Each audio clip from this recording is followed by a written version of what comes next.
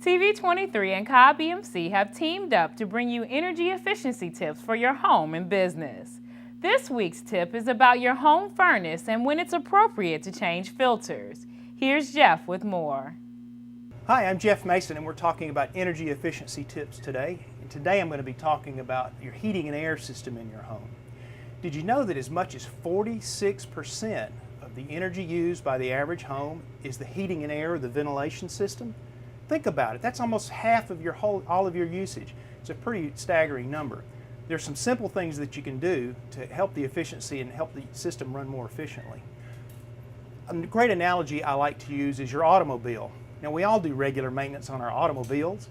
If you're getting ready to go on vacation, you're going to have the oil changed and the tires rotated and take care of all that stuff. But our heating and air system in our home, it's one of those items that's out of sight, out of mind. We don't think about it. However, it has to have maintenance too. Probably the number one item that people really don't think about are the filters. Yes, the system has a filter in it and it needs to be changed on a regular basis.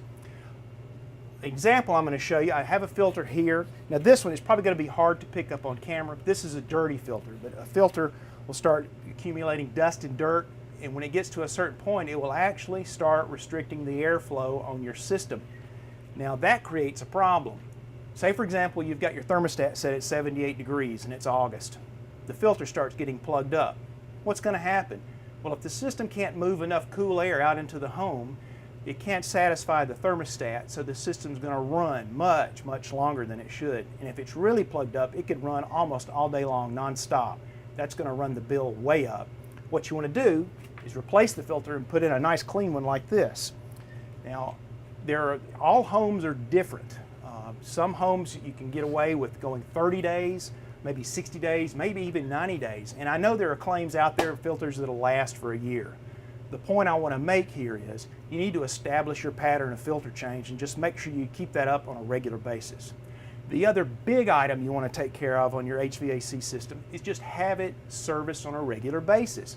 Ideally, have an HVAC professional come out in the springtime, that's an ideal time to do it, and service the system. The big thing you're looking for there is the Freon charge. The Freon is the gas in the system that makes it cool.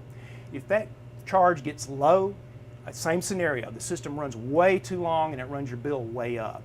So just make sure you have that professional come out, service the system, and make sure it's operating at its full efficiency. For Cobb EMC, I'm Jeff Mason, reporting for TV23.